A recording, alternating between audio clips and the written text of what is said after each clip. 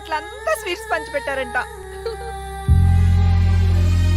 ఏంటండి ఏదో ఆలోచిస్తున్నారు? కవల పిల్లలు పుట్టపోతే ఏంటే బంగారం లాంటి బిడ్డను కన్నావు. అవునండి, నిజంగా మన బిడ్డ బంగారమే. అక్కతో పాటు పుట్టిన నాకు మిమ్మల్ని అక్కని వదిలి వెళ్ళాలనిపించలేదు. మీతోనే ఉండిపోయాను. బహుశా నా ఆయుష్ తీరలేదేమో, అందుకే ఆ దేవుడు నన్ను తీసుకెళ్ళలేదు. అక్కని ముద్దాడుతున్న అమ్మను చూస్తుంటే నాకు ఏడుపొచ్చేది. కానీ అమ్మ నన్ను దగ్గరికి తీసుకోవడానికి నేను కనిపించను కదా.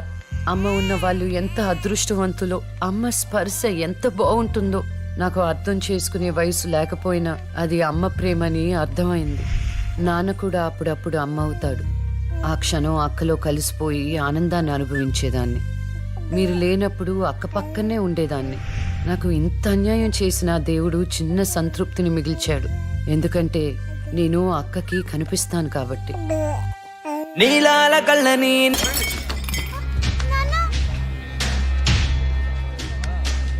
ఒకరోజు కోర్టులో నాన్నకి జరిగిన చిన్న అవమానానికి అక్కలో ఉన్న నేను జడ్జ్ అవ్వాలని నిర్ణయించుకున్నా. అక్క ఎక్కడున్నా నేను అక్కతో పాటే ఉండేదాన్ని. నేను తనకి కనిపిస్తానన్న విషయం అమ్మా నాన్నలతో చెప్పకూడదని ఇద్దరం ప్రామిస్ చేసుకున్నాం. ఎందుకంటే నన్ను పంపించేస్తారేమో నన్న భయం. అలా 7 సంవత్సరాల పాటు అక్క నేను కలిసి పెరిగాం. అమ్మా నాన్నల ప్రేమ నేను కూడా అక్కలాగే పొందాను. ఒకరోజు అక్కకి జ్వరం వస్తే డాక్టర్ దగ్గరికి వెళ్ళాం. పాపకి టాబ్లెట్లు వాడండి. చాలా సంతోషం డాక్టర్ గారు, వస్తాం. నమస్తే. రామ్మా. మీ పాప అండి? అవునమ్మా, ఎంత పెద్దదైపోయింది. మీ హాస్పిటల్లోనే కదా పురుడు పోశారు. ఉంటానమ్మా. ఆ తాగుబోతు డాక్టర్ ఆ రోజు తాగేసి పాపకు ఆపరేషన్ చేశాడు. పాపం ఆ పాప నరం కట్టయి చనిపోయింది. లేకపోతే ఆ పాపకి కవల చెల్లుండేది. ఇన్నాళ్ళు నాకు అన్యాయం చేసింది దేవుడు అనుకున్నాను. కాదు, ఒక డాక్టర్. పాపా, నువ్వు ఈ టాబ్లెట్లు వేసుకుంటే అన్నీ తగ్గిపోతాయి నా బంగారం. కాదు నాన్న, యొక్క టాబ్లెట్ నాన్న, ప్లీజ్ నాన్న. ఆ, జ్వరం తగ్గిపోద్ది నాన్న. బుజ్జు నా బంగారు తల్లి. రా, కమా. మీకు దండం పెడతాను. ఇక నా దగ్గర పని చేయాలంటే నాతో బోని కొట్టించుకోవాలా? నన్ను వదిలిపెట్టండి. Come on darling.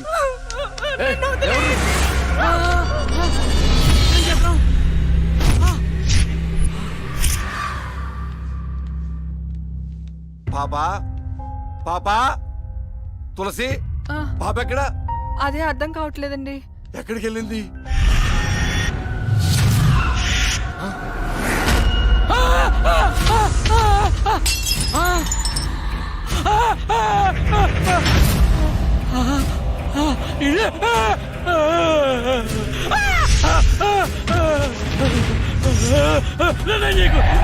నీ దండం పెడతా.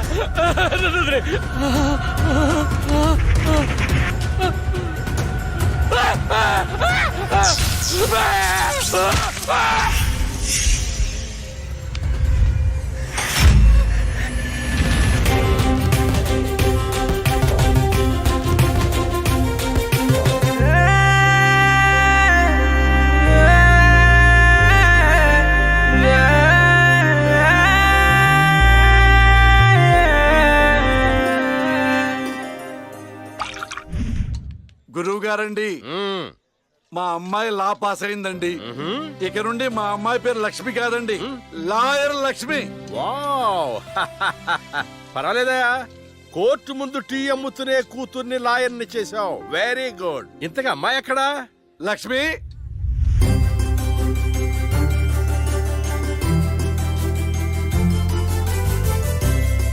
ఏంటి నాన్న పిలిచారు? సార్, మా అమ్మాయి లక్ష్మి. నమస్కారం అండి. అమ్మా, నరసింహరావు గారని పెద్ద లాయరు. అవునా? వయసులోనా? కాదురా, మామూలుగా కూడా పెద్ద లాయరేనమ్మా. నేను మీ గురించి చాలా విన్నానండి. అంటే సాక్ష్యాలతో సంబంధం లేకుండా ఎలాగైనా కేసు మీ వైపు మలుచుకుంటారని విన్నాను. అదేనమ్మా లాయర్ తెలివితేటలు.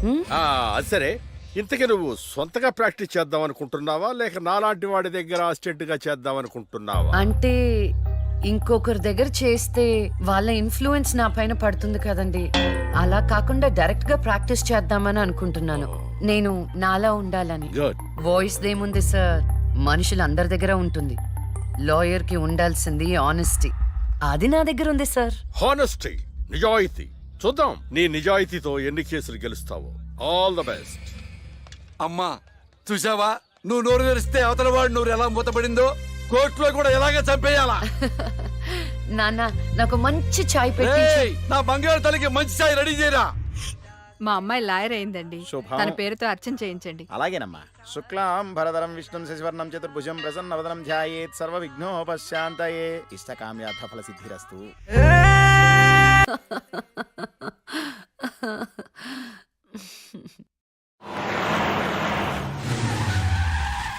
అక్క లాయర్ కన్నా జడ్జ్ గానే సూట్ అవుతుంది. చిన్నప్పటి నుంచి పార్షాలిటీ లేకుండా ఏది న్యాయమో ఏది అన్యాయమో తెగేసి చెప్పేది.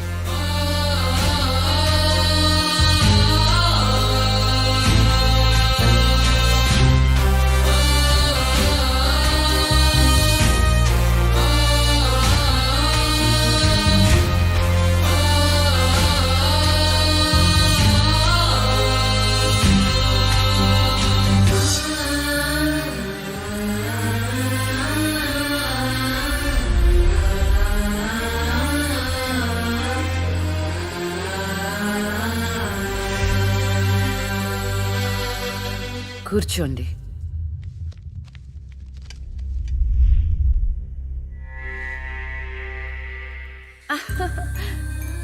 All the best. Proceed. Your honour, ఈ బోనులో ఉన్న రాజీవ్ అనే యువకుడు స్వయానా ఎమ్మెల్యే గారి ముద్దుల కొడుకు. వాళ్ళ నాన్నగారు అధికారంలో ఉన్నారన్న అహంకారంతో నడి రోడ్డు మీద ఒక యువతిని అందరూ చూస్తుండగానే తన కారులోకి లాగి మానభంగం చేశాడు. అంతేకాదు యువర్ ఆనర్, అదే కారుతో ఆ అమ్మాయిని గుద్ది చంపేశాడు యువర్ ఆనర్. ఈ ఘటన జరిగి 4 సంవత్సరాలు అవుతుంది. ఈ రాజీవే హంతకుడని అందరికీ తెలుసు, కానీ ఇంతవరకు నిందితుడికి శిక్ష పడలేదు your honour. Objection your honour. Objection sustained. Thank you. ఈ పేపర్లో టీవీల్లో వచ్చిన వార్తల ఆధారంగా శిక్షిస్తూ పోతే జైళ్లు నిండేవి యువర్ ఆనర్. ఈయన క్లయింట్ ఎమ్మెల్యే గారి కొడుకు అవటం వలన అతన్ని రాజకీయంగా దెబ్బ కొట్టాలనే ఉద్దేశంతో ఈ ప్రతిపక్షాలన్నీ ఏకమై ఈ ఛానళ్ల వాళ్ళతో కలిసి పనిన కుట్ర మాత్రమే ఇది. ఈ రాజీవ్కి చనిపోయిన అమ్మాయికి ఎలాంటి సంబంధమూ లేదని తమరికి విన్నవించుకుంటూ అతన్ని నిర్దోషిగా భావిస్తారని ఆశిస్తున్నారు. That's all your honour. Objection your honour. ఇలాంటి వాళ్ళకి శిక్ష పడకపోతే ఎంతో మంది అమ్మాయిలు బలైపోతూనే ఉంటారు. నేను ఇదివరకు ఎన్నో సాక్ష్యాలను కోర్టులో ప్రవేశపెట్టడం జరిగింది యువర్ ఆనర్. దయచేసి మానవతా దృక్పథంతో ఆలోచించి జడ్జిమెంట్ ఇవ్వండి.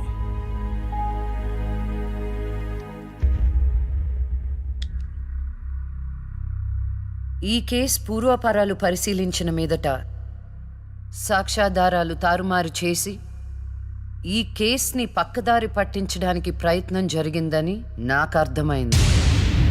సాక్ష్యం లేకపోవచ్చు, కానీ కారణం లేకుండా ఏ ఆడపిల్ల తల్లిదండ్రులు మా అమ్మాయిని మానభంగం చేశారు, చంపేశారు అని కోర్టు మెట్లు ఎక్కరు. కానీ ఈ తల్లిదండ్రులు 4 సంవత్సరాలుగా కోర్టు మెట్లు ఎక్కుతూనే ఉన్నారు. ఈ రోజు వరకు న్యాయం కోసం తిరిగి తిరిగి అలసిపోయిన వాళ్ళ కాళ్ళకి, నా తీర్పు కోసం ఎదురు చూస్తున్న వాళ్ళ కళ్ళకి విశ్రాంతి ఇవ్వాలని నిర్ణయించుకున్నాను. ఇక్కడున్న ప్రత్యక్ష సాక్ష్యాలను రాతపూర్వకంగా సాక్ష్యాధారాలని స్వీకరించండి.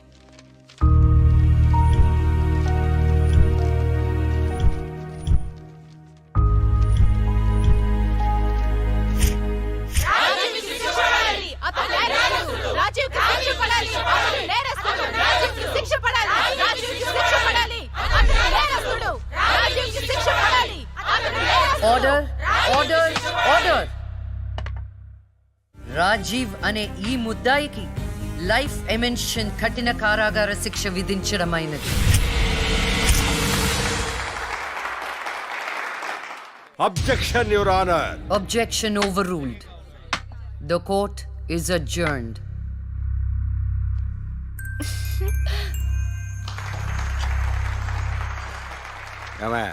కొత్తగా వచ్చింది అంటే ఏ సీమ టపాకాయో శిశింద్రియో అనుకున్నాం.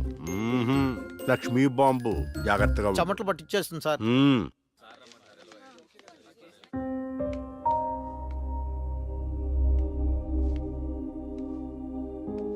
హలో హలో, అందరూ ఒకే దగ్గర ఉన్నారు. ఏంటి స్పెషల్? చేపల పులుసు మేడం. ఓహో, తినండి తినండి.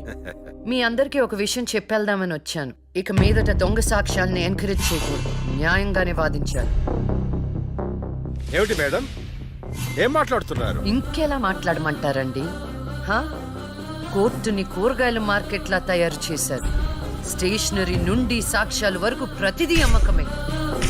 మర్డర్ కేసుకో రేటు, దొమ్మి కేసుకో రేటు, రేప్ కేసుకో రేటు. చిచి, చెప్పుకుంటేనే సిగ్గుచేటు. సంపాదించుకుంది చాలు, ఇక అన్నీ మారాలి. అన్నీ మారతాయి. ఇక నుండి దొంగ సాక్ష్యాలు చెప్పేవాళ్ళు కోర్టు సరౌండింగ్స్ లో కూడా కనిపించడానికి వీల్లేదు.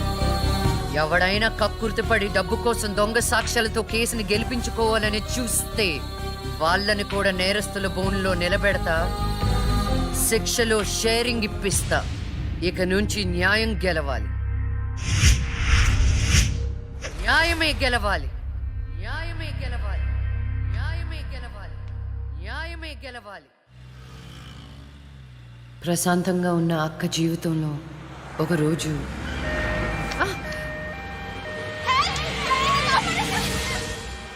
అంబులెన్స్ లో అమ్మాయిల ఫాలో అవ్వు. జాగ్రత్త.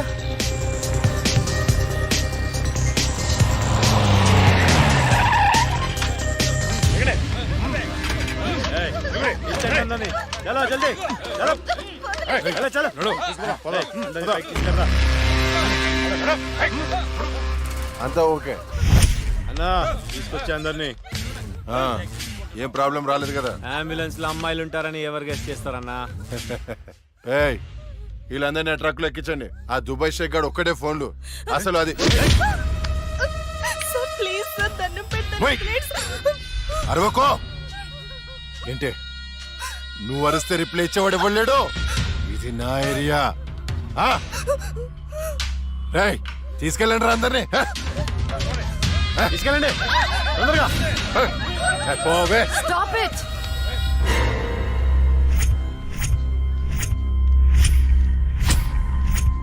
ఇవ్వచ్చువే నువ్వు. అది తర్వాత. హాస్పిటల్ కి వెళ్లాల్సిన బండి ఇక్కడికి వచ్చిందేంటి? ఏంటి పాప క్లారిఫికేషన్ కావాలంట? రేయ్, ఇచ్చేయండి రా. అమ్మాయే కదా అని అలుసుగా చూస్తున్నారేమో. లక్ష్మి, జస్టిస్ లక్ష్మి ఆవేశపడి అటాక్ ను చేశారో ఆక్సిజన్ ఆగిపోద్ది. Arrest him. వదలరా.